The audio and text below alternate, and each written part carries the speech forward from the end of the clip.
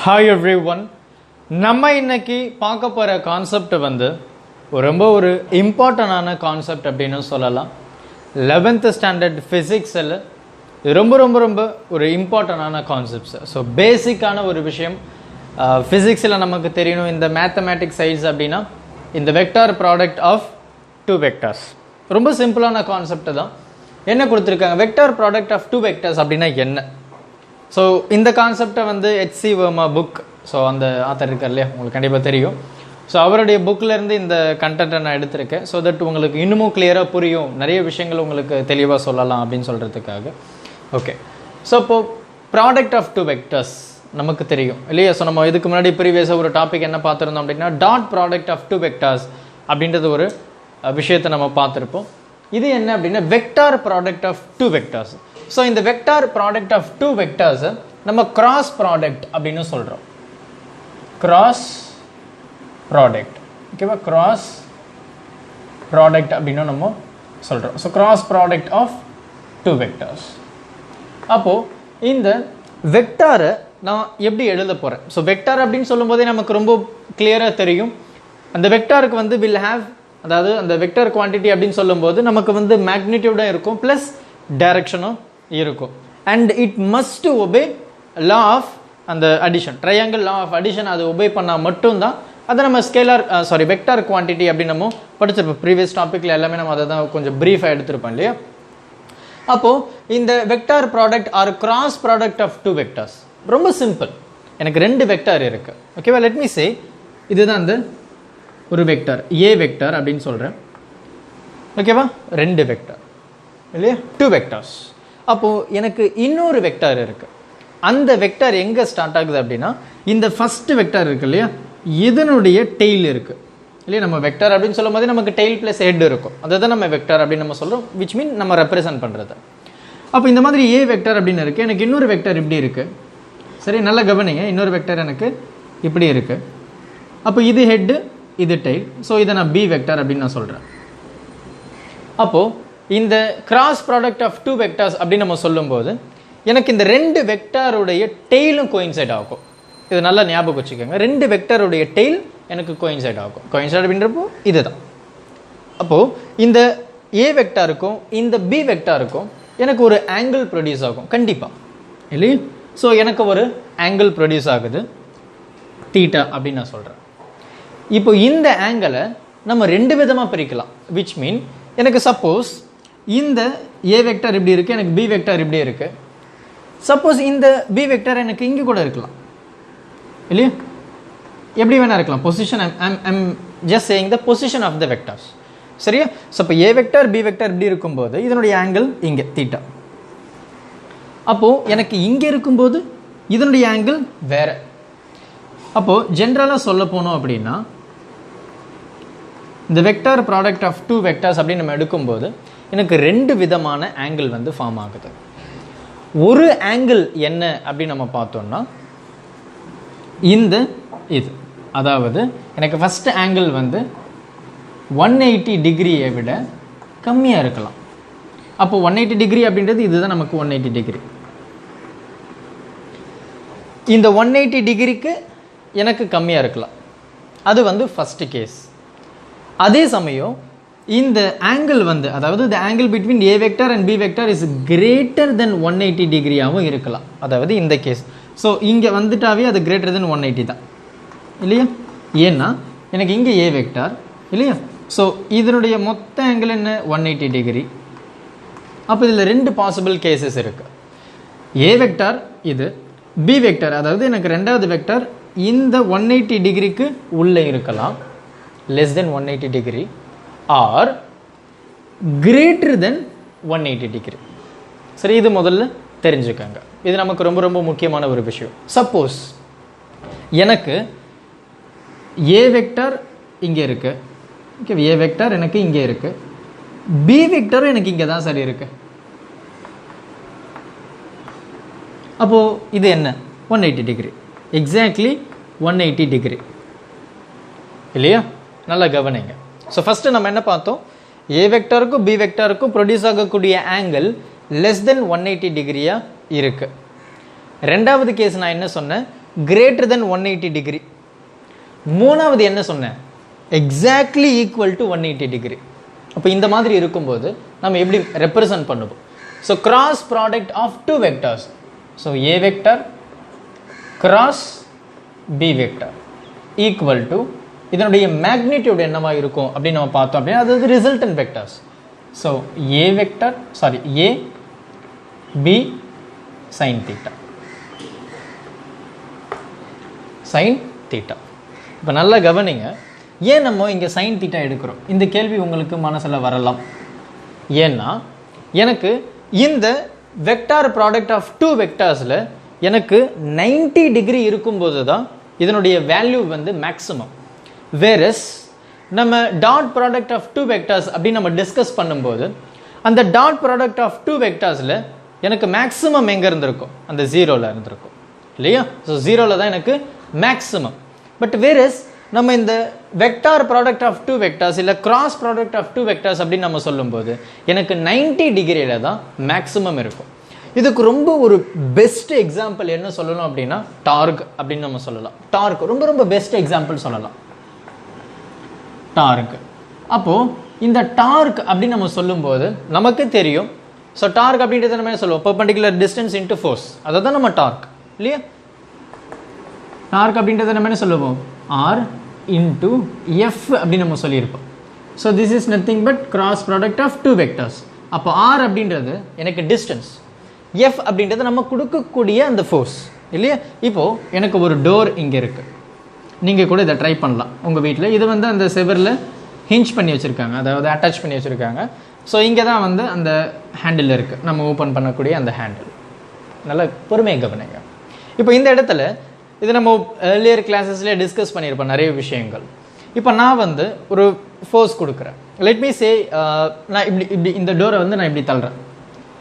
இங்கே தள்ளும்போது எனக்கு என்ன, இதை நீங்கள் அப்படியே ப்ராக்டிஸ் பண்ணி பாருங்கள், வீட்டில் ட்ரை பண்ணி பாருங்கள். இப்போ நீங்கள் இங்கே தள்ளும்போது இந்த டோர் வந்து ரொம்ப ஈஸியாக மூவ் ஆகிறத நம்ம நோட் பண்ணியிருப்போம். நம்ம அந்தளவுக்கு ஸ்ட்ரெயின் பண்ண மாட்டோம். ஆனால் நம்ம இந்த இடத்துல, அதாவது அந்த ஹிஞ்சுக்கு பக்கத்தில் வச்சு நம்ம அந்த டோரை தள்ளும்போது வி ஃபீல் சம் டிஃபிகல்ட்டிஸ். அது எதனால் அப்படின்னா இந்த டார்க் வந்து ரைட். ஸோ இந்த டார்க் வந்து எது டிபெண்ட் பண்ணியிருக்கு அப்படின்னா கண்டிப்பாக இந்த சென்டர் பாயிண்ட் விச் இஸ் இந்த டிஸ்டன்ஸ்.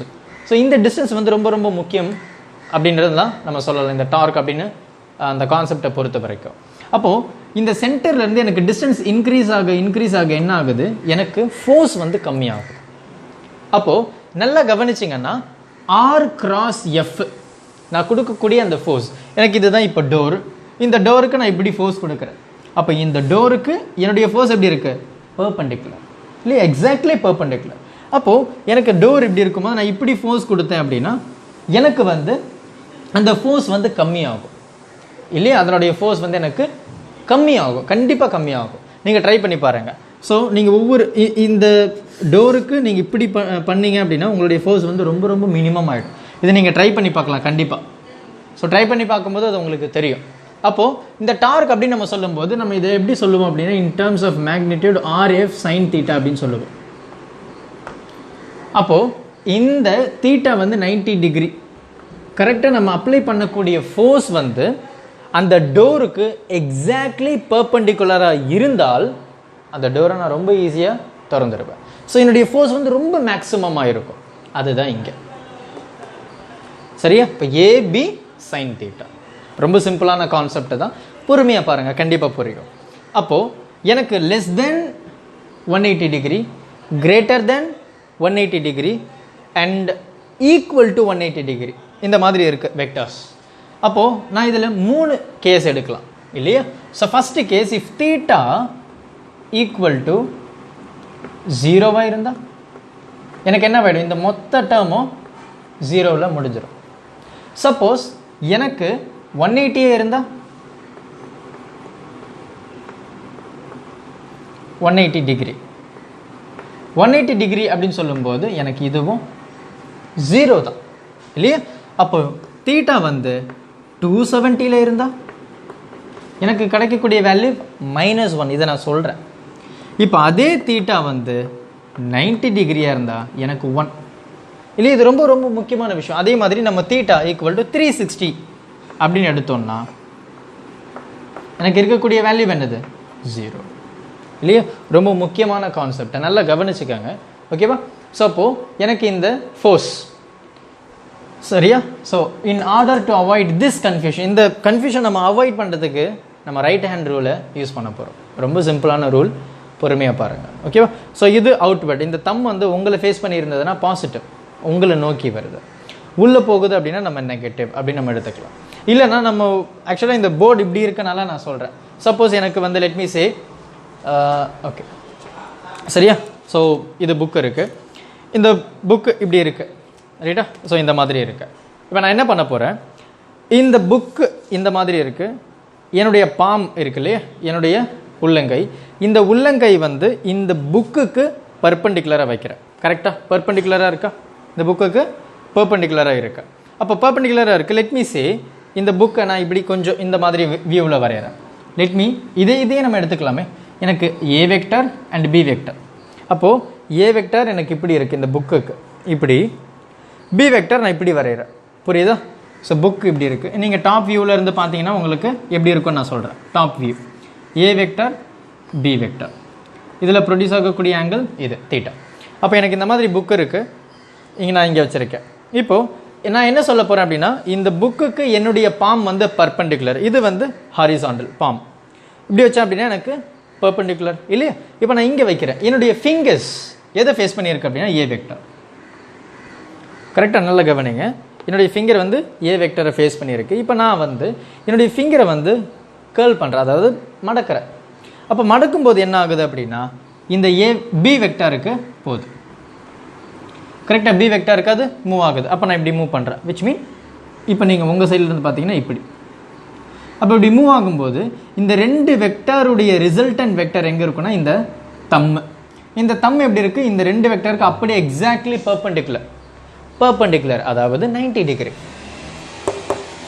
90 டிகிரியில் இருக்குது சப்போஸ் நான் இதை வந்து டைரக்ஷனை மாற்றுறேன் லெட் மீ ரைட் இது இங்கேருந்து நான் B vector cross A vector அப்படின்னு சொல்லும்போது அதே தான் நான் இது ஏன்னு எடுத்திருந்தேன் இதை நான் பின்னு எடுத்திருந்தேன் அதாவது இப்படி எடுத்துகிட்டு போகும்போது அப்போது நான் இப்படி தானே ஸ்டார்ட் பண்ணோம் இல்லையா ஸோ அப்போது பி வெக்டர் கரெக்டாக பி வெக்டர் இப்படி எடுத்துகிட்டு வரும்போது எனக்கு என்ன ஆகுது உள்ளே போகுதா புரியுதா இப்போ இந்த புக் இப்படி இருக்குது இப்படி உள்ளே அப்போ உள்ளே போகுது அப்படின்னு சொல்லும்போது இதை நம்ம நெகட்டிவ் அப்படின்னு எடுப்போம் இல்லையா ஸோ இது நீங்கள் பொறுமையாக பார்த்தீங்கன்னா கண்டிப்பாக புரியும் இப்படி இருக்குது ஸோ பாசிட்டிவ் ஸோ ஏ இந்த பக்கம் பி இந்த பக்கம் இது மேலே இப்போது எனக்கு ஏ இப்படி இருக்குது பி எனக்கு கீழே இருக்குது நான் இப்படி மடக்க முடியாது இப்படி தான் மடக்க முடியும் அப்போது ஏ வெக்டர் அதே ஃபிங்கர்ஸ் நான் இப்படி கேர்ள் பண்ணுறேன் அப்போ எனக்கு ரிசல்டன்ட் எங்கே கீழே மைனஸ் கீழே போகுது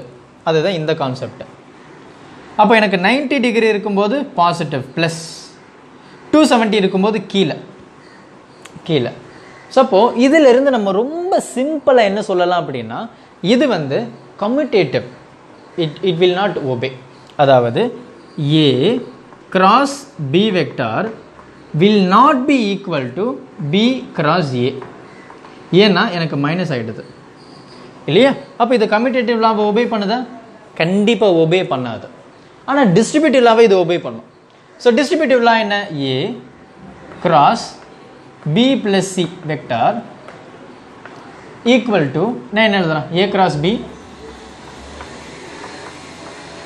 இந்த plus A cross C vector distributive லாவை இது ஒபே பண்ணுது ஆனால் கம்யூட்டேட்டிவ் லாவை இட் இஸ் நாட் ஒபேயிங் இல்லையா ஏன்னா எனக்கு ஆங்கிள் சைன் மாறுது வேல்யூ ஸோ எனக்கு +1 மைனஸ் புரியுதா அப்படி ஆப்போசிட் ஸோ அதனால் இது வந்து கம்யூட்டேட்டிவ் ஒபே பண்ணாது ஆனால் டிஸ்ட்ரிபியூட்டிவ் லாவை இது ஒபே பண்ணும் ரொம்ப சிம்பிளான கான்செப்ட் பொறுமையாக பாருங்கள் சரியா ஸோ அப்போ எனக்கு 0 இருக்கும்போது அதாவது இந்த பி வெக்டர் எனக்கு இதுலேயே இருந்தது அப்படின்னா சேம் லைன் இல்லை எனக்கு ஏ வெக்டர் பி வெக்டர் இப்படி இருக்குது அப்படின்னு இதில் ப்ரொடியூஸ் ஆகக்கூடிய ஆங்கிள் என்ன 0 அப்போது எனக்கு இதில் எந்த ஒரு ஃபோர்ஸுமே இருக்காது அப்போ ஏபி சைன் தீட்டாக்கு பதிலாக நான் 0 டிகிரி எடுத்தேன்னா இது எனக்கு மொத்தமாக 0 ஆகிடும் இது parallel vectors suppose parallel vectors எனக்கு இந்த மாதிரி இருந்ததுன்னா இது எனக்கு பேரலல் பட் இப்படி இருந்தால் இதில் ப்ரொடியூஸ் ஆகக்கூடிய ஆங்கிள் என்ன 180 degree which is nothing but anti parallel அப்போது எனக்கு ரெண்டு வெக்டரும் ஆன்டி பேரலல் அப்படின்னு சொல்லும்போது இதில் ப்ரொடியூஸ் ஆகக்கூடிய ஆங்கிள் என்னது 180 டிகிரி. அப்போ 180 டிகிரியாக இருந்தால் எனக்கு 0. 180 டிகிரியாக இருந்தால் 0, 0வாக இருந்தால் எனக்கு 0. அதே தான் 360 டிகிரிக்கும் இல்லையா? ஸோ பொறுமையாக பாருங்கள், கண்டிப்பாக புரியும். ஸோ பேரலாக இருந்ததுன்னா 0, ஆன்டி பேரலாக இருந்ததுன்னா எனக்கு 0. ஏன்னா எனக்கு 0 டிகிரி 180 டிகிரி 0 தான் இல்லையா? ஸோ ரொம்ப சிம்பிளான கான்செப்ட். தென் நான் அப்படியே இதனுடைய ப்ராப்பர்ட்டிஸும் சொல்லிகிட்டே வரேன் இல்லையா? ஓகே. ஸோ அதுக்கப்புறம் இப்போ நம்ம இதனுடைய காம்பனன்ட்ஸ் எடுக்கும்போது, எப்படி இதனுடைய காம்பனன்ட்ஸ் எடுக்கும்போது எனக்கு லெட் மீ சே இது எக்ஸ் ஆக்சிஸில் இருக்குது அண்ட் இன்னொன்று வந்து எனக்கு ஒய் ஆக்சிஸில் இருக்குது. இந்த மாதிரி எக்ஸ் ஆக்சிஸ் அண்ட் ஒய் ஆக்சிஸில் இருக்கும்போது இதனுடைய ரிசல்டன்ட் எப்படி இருக்கும்? ஏ வெக்டர் பி வெக்டர் இதுக்கு perpendicular which is nothing but the Z axis. அப்போ இசட் ஆக்சிஸில் தான் இதனுடைய ரிசல்டன்ட் வெக்டர்ஸ் வந்து இருக்கும். ரைட்டா? ஸோ பொறுமையாக பாருங்கள், கண்டிப்பாக உங்களுக்கு புரியும். இந்த ஏ வெக்டர் பி வெக்டர் பர்பெண்டிகுலராக இருக்குது which is nothing but the 90 degree இல்லையா? 90 டிகிரியில் இருக்கும்போது அதனுடைய ரிசல்டன்ட் வெக்டர்ஸ் எங்கே இருக்கும்? கண்டிப்பாக பர்பெண்டிகுலர் ரிசல்டன்ட் வெக்டர் இசட் ஆக்சிஸில் தான் இருக்கும். இது எல்லாமே நமக்கு கண்டிப்பாக தெரிஞ்சுக்க வேண்டிய ஒரு விஷயம் இல்லையா? ஸோ பொறுமையாக பாருங்கள், அவ்வளோதான். அதே மாதிரி இதனுடைய காம்பனன்ட்ஸ் இந்த சென்ஸ் அந்த ஐ ஜே கே அப்படின்னு நம்ம எடுக்கும்போது நமக்கு என்ன தெரியும் அப்படின்னா ரொம்ப சிம்பிளான ஒரு விஷயம் நமக்கு தெரியும். என்ன? ஐ கிராஸ் ஜே. இருங்க,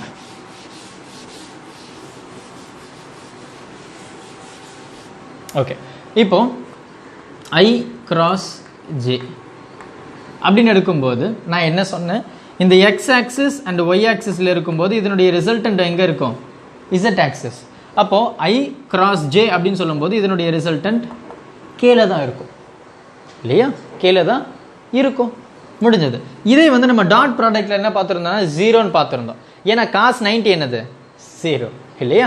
ஸோ இது வந்து காஸ் இது சைன் 90 அப்படின்றனால இதனுடைய ரிசல்டன்ட் வெக்டர்ஸ் வந்து கண்டிப்பாக மேக்ஸிமம் 1. அந்த டாட் ப்ராடக்ட்டில் நம்ம I dot J I vector dot J vector நம்ம என்ன சொல்லியிருந்தோம்? 0ன்னு சொல்லியிருந்தோம். காஸ் 90 0 இல்லையா? ஸோ அவ்வளோதான். அப்போது ஜே கிராஸ் கே அப்படின்னு எடுக்கும்போது எனக்கு என்னது? ஐ. ஏன்னா இது ரெண்டு பர்பெண்டிகுலர், இதுக்கு வர்ற ரிசல்ட்டும் பர்பெண்டிகுலர் ஜே கே ஐ. சப்போஸ் எனக்கு கே கிராஸ் ஐ அப்படின்னு எடுக்கும்போது இதனுடைய ரிசல்டன்ட் எங்கே இருக்கும்? கே ஐ. பாருங்கள், கே அப்படின்னு சொல்லும்போது இதனுடைய ரிசல்டன்ட் ஜேல இருக்கும். இது நமக்கு முக்கியமாக தெரிய வேண்டிய ஒரு விஷயம். சப்போஸ் எனக்கு ஜே கிராஸ் ஐ அப்படின்னு சொல்லும்போது எனக்கு ஐ ஜே கரெக்டாக நான் இப்படி எடுத்துகிட்டு போகிறேன். ஆமாம் தானே? அப்போ இதனுடைய ரிசல்டன்ட் வெக்டர் இங்கே இருக்கும்? கண்டிப்பாக இருக்காது, இங்கே தான் இருக்கும். அப்போ இது என்னது? மைனஸ் கே வெக்டர் இல்லையா? Minus K vector. புரியுதோ? கண்டிப்பாக புரியும் இல்லையா? ஸோ ஏன்னா இதுதான் இந்த பர்பெண்டிகுலர். ஸோ இதை வந்து நம்ம மைனஸ் கேன்னு சொல்கிறோம், இதை நம்ம ப்ளஸ் கேன்னு சொல்கிறோம், இதை நம்ம மைனஸ் ஜே அப்படின்னு சொல்லுவோம், இதை நம்ம மைனஸ் ஐ அப்படின்னு சொல்கிறோம். இதனுடைய காம்பனன்ட்ஸ் ஆப்போசிட் டைரக்ஷன். ஸோ அதனால தான் இது ரெண்டும் வில் நாட் ஒபே கம்யூட்டேட்டிவ். கண்டிப்பாக புரியும் இல்லையா? ஸோ பொறுமையாக பாருங்கள். இதை தவிர்த்து உங்களுக்கு டவுட்ஸ் எதனா இருந்தது அப்படின்னா just comment me. Okay, thank you. Help others with a smile.